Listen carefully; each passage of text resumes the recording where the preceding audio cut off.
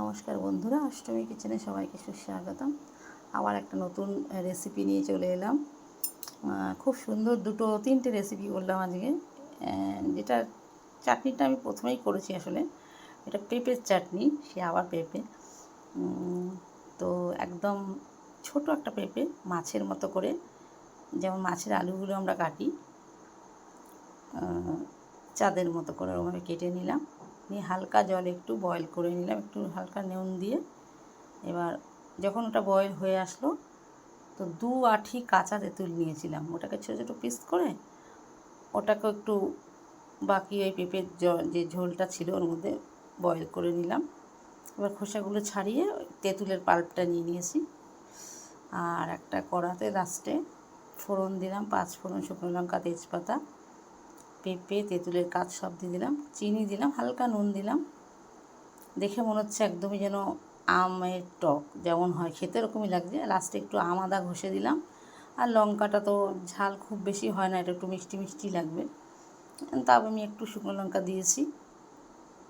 তো হয়ে গেল আমার পেঁপের চাটনি ওই তেঁতুল, এটা রেডি বাটিতে। আচ্ছা, সঙ্গে এটা হলো খইয়ের বড়া। এটা খুব ভালো একটা রেসিপি। খইটা একটু জলে জাস্ট ভিজিয়ে তুলে নিলাম, ভালো করে হাতে একটু ম্যাশ করে নিলাম। তার মধ্যে নারকেল কোড়া দিলাম, নুন, কাঁচা লঙ্কা, কাঁচামরিচ যেটা বলা হয় দিলাম, গ্রিন চিলিজ, আর দিলাম ওর মধ্যে একটু গরম মশলা দিলাম, একটু ঘি দিলাম, ওই পুরটার ভিতরেই দিয়ে দিলাম। তার মধ্যে একটু চালের গুঁড়ো দিলাম। সব দিয়ে হাতে আস্তে আস্তে আমি রাউন্ড রাউন্ড চ্যাপটা যেরকম সাইজ করতে চান, আমি 4-5টা বানিয়েছি। আর একটা পাত্রে চালের গুঁড়ো নিয়ে নিয়েছি।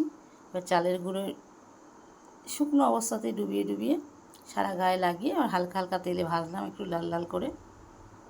তো হয়ে গেল আমার খইয়ের বড়া। ওটা রেসিপিটা সত্যি খুব ভালো। গরম ভাতে বেশিরভাগই সবাই বড়া খেতে ভালোবাসে, আমি যেমন ভালোবাসি সবাই ভালোবাসে। ডালের সাথে বড়া বা ঘি ভাতে বড়া খুবই ভালো লাগে। তো বানিয়ে ফেলবেন, খুব ভালো লাগবে। আর এটা বানিয়েছি, আমরা তো পোলাও নানা রকম খাই, এটা হচ্ছে থোড়ের পোলাও। থোড়ের পোলাওটাও এক একজন এক রকমভাবে বানায়, আমি ঠিক এভাবেই বানিয়েছি, সেটাই বলছি। আমারটা রেডি হয়ে গেছে, আমি নামিয়েই জাস্ট গুছিয়েই তারপরে বলছি পোস্টটা করবো বলে। তো আমি 500 ml দুধের প্রথমে দই দিয়ে ছানা কেটে নিয়েছি। এবার যে ছানাটা হলো ওটা ভালো হাতে করে ভালো ভালো করে ময়াম দিয়েছি, দিয়ে ওর মধ্যে জিরের গুঁড়ো, তারপরে জয়ফল একটু গুঁড়ো, গরম মশলা গুঁড়ো, ঘি, নুন, কাঁচা লঙ্কা সব দিয়ে ভালো করে মেখে আগে মিহি করে নিয়েছিলাম ভালো করে ডলে ডলে। তারপরে একটু ময়দা দিয়েছি, দিয়ে গোল গোল করে ঘিতেই বড়াটা ভেজেছি। সব পুরোটাই ঘিতেই হয়েছে। আর কাজু কিশমিশ একটু ভিজিয়ে রেখে ঘিতে ভেজে তুলে রেখেছি। এবার যেটা থোড় পোলাও, যেহেতু এটা মোটামুটি আমি 2 বাটি মতো থোড় নিয়েছি, এবার তো এটা কমে যাবে।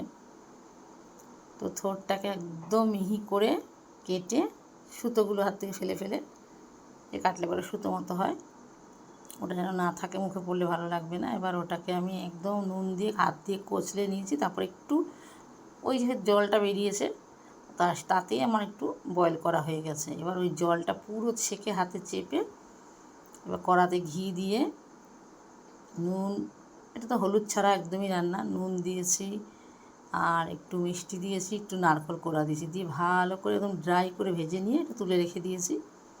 এবার চালটা আমি ধুয়ে আধা ঘন্টা ভিজিয়ে রেখেছিলাম। তারপরে চালটাও কড়াতে দিলাম আর একটু ঘি দিলাম, দিয়ে ভালো করে চালটাকে নেড়ে একদম ড্রাই করে নিয়েছি। ভালো করে যদি ভাজা হয় তাহলে চালটা ঝরঝরে ভালো হয়, ভাঙবেও না, সুন্দর হয়। তারপরে আমি একটা নারকেলের যে ভেঙেছিলাম, নারকেল ভেঙে আধমালা, আমার লাগেনি, যেহেতু যেরকম যতটা চাল সেই পরিমাণে খানিকটা দুধ আমি গরম জলের মধ্যে দিয়ে ফুটিয়ে নিয়ে নারকেলের দুধটা চেপে বার করে নিয়েছি। ওই দুধটা আর এই থোড় যে আমি সিদ্ধ করেছি থোড়ের জলটা আর ছানার জল, ওই দিয়েই আমার এই চালের মাপার, মানে যতটা চাল নিয়েছি তার ডবল জল দিয়েছি, 3টে মিলিয়ে জল দিয়ে বসিয়ে দিয়েছি। ভিতরে আমি যা দিয়েছি মিষ্টি দিয়েছি, একটু গরম মশলা দিয়েছি, তেজপাতা, দারচিনি, এলাচ, লবঙ্গ, পোলাওতে যা যা আমরা ফোড়ন দিই নর্মাল পোলাওতে তাই সব দিয়েছি। এবার জয়ফল, জয়িত্রী, একটু একটু গুঁড়ো ওর মধ্যে আমি ছড়িয়ে দিয়েছিলাম, এলাচ গুঁড়ো। যখন এটা হয়ে এসছে মোটামুটি শেষের দিকে, তখন আমি কিশমিশ, কাজু দিয়েছি আর এই বলগুলো কোফতা ছড়িয়ে দিয়েছিলাম। তো ঢেকে রেখে 2 সেকেন্ড থেকে 5 মিনিট ঢেকে রেখে দিয়েছিলাম স্ট্যান্ডিং টাইমে। তাতে জলটা একদম টেনে গেছে। আর সত্যি খেতে দারুণ হয়েছে, অসাধারণ সুন্দর হয়েছে। আমার সারা ঘর স্মেল হয়ে গেছে, এত সুন্দর একটা গন্ধ বেরোচ্ছে। আর পুরো ঘিতেই করেছি আমি। আর থোড় যে ভেজে রেখেছিলাম, যেটা বলা হয়নি, থোড় আমি তুলে রেখেছিলাম, সে থোড়টা ঠিক নামানোর আগে থোড়টা আমি ছড়িয়ে দিয়েছি। থোড় ভাজাটা, যেটা নারকেল দিয়ে থোড়টা ভেজে রেখেছিলাম, থোড়েরই পোলাও। তো সত্যি পোলাও তো নানা রকম খাই আমরা, হলুদ পোলাও, বাসন্তী পোলাও, অমুক পোলাও, তমুক পোলাও। এই পোলাওটা খেয়ে দেখবেন, খুব সুন্দর লাগে খেতে। আর একটু রেসিপি চেঞ্জও হলো, ভালোও লাগলো। তো আপনারা এভাবে বানিয়ে ফেলবেন, খুব সুন্দর একটা রেসিপি। তো আজকে আমার খুব ভালো লাগছে যে আমি রান্না করেই, আমার বাড়িতে ডগিরা আছে, তাদেরকে হিরোদা, পাচিলদা, ওদেরকে একটু দিলাম। ওরাও তো গন্ধে একদম মাতোয়ারা যে কী সুন্দর একটা জিনিস হচ্ছে। তো এভাবে আপনারাও বানিয়ে ফেলবেন।